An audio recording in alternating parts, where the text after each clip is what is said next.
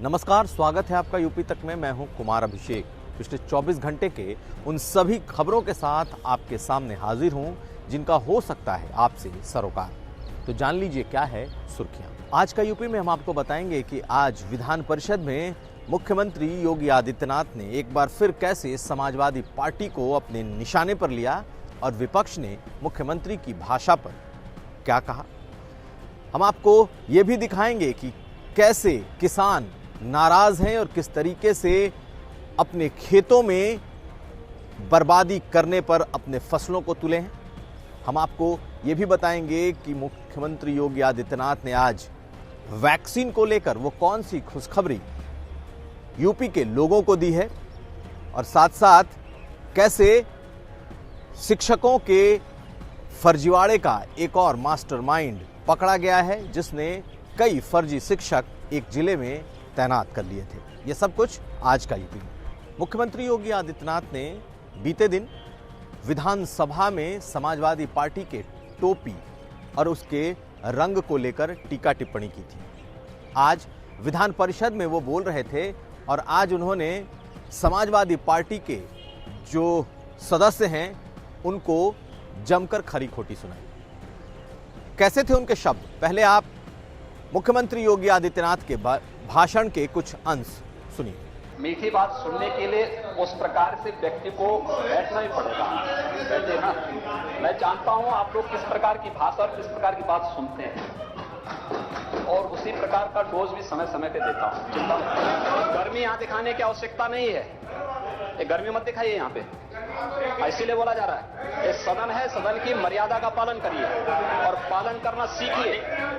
ये सब कुछ तब हुआ जब मुख्यमंत्री भाषण दे रहे थे और उनके भाषण के बीच में समाजवादी पार्टी के लोग लगातार टीका टिप्पणी कर रहे थे। जो मुख्यमंत्री ने कई बातें कह दी जिसमें सपा के लोग ज्यादा गर्मी न दिखाएं, वो जिस भाषा में समझते हैं उन्हें उसी भाषा में जवाब दिया जाएगा, सदन में अपना पहले आचरण सुधारें और सबके पेट के दर्द को वो दूर करेंगे। मुख्यमंत्री के ये कुछ ऐसे शब्द थे जो आज विधान परिषद में सुनाई दिए और इसे लेकर समाजवादी पार्टी, कांग्रेस पार्टी और लगभग पूरा विपक्ष इस पर आपत्ति जताता हुआ दिखाई दिया। मुख्यमंत्री ने विधानसभा में भी तकरीबन 2.5 से 3 घंटे का भाषण दिया था और आज विधान परिषद में भी उन्होंने इतना ही लंबा अपना भाषण रखा।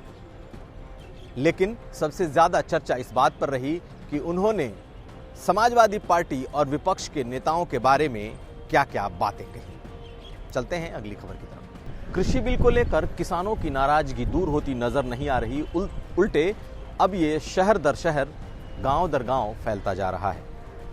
आलम यह है कि कई किसान अपनी खड़ी फसल को ट्रैक्टर से लगातार जोत रहे हैं और ये कह रहे हैं कि जब तक कृषि कानून वापस नहीं होता वो ऐसे हथियारों का सहारा लेते रहेंगे। ताजा मामला अमरोहा के गजरौला इलाके का है जहां एक किसान ने अपनी कई बीघे में खड़ी धान की फसल जोत डाली है। उसका साफ कहना है कि वो सिर्फ अपने खाने के लिए ही अपनी फसल उगाएगा और बाकी फसल वो बर्बाद कर देगा।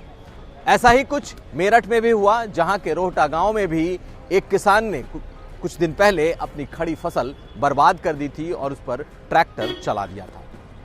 लगातार भारतीय किसान यूनियन के नेता, चाहे राकेश टिकैत हों चाहे नरेश टिकैत, लगातार घूम रहे हैं और पिछले 2 दिनों से बस्ती और बाराबंकी में इनके कार्यक्रम भी हुए। यानी कि किसानों का गुस्सा कम होता फिलहाल नहीं दिखाई दे रहा।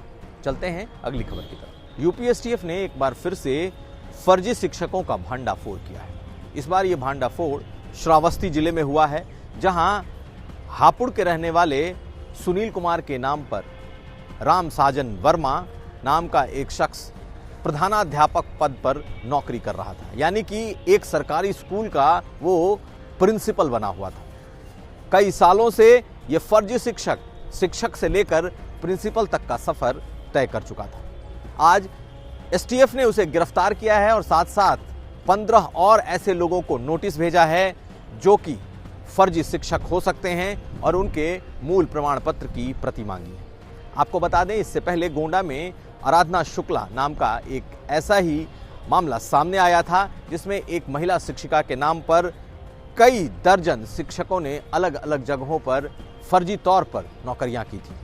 अब लगातार ऐसे मामले खुल रहे हैं और अलग अलग जिलों में फर्जी शिक्षक पकड़े जा रहे हैं। चलते हैं अगली खबर की तरफ। आज सदन में मुख्यमंत्री योगी आदित्यनाथ ने कोरोना को लेकर एक राहत भरी खबर दी।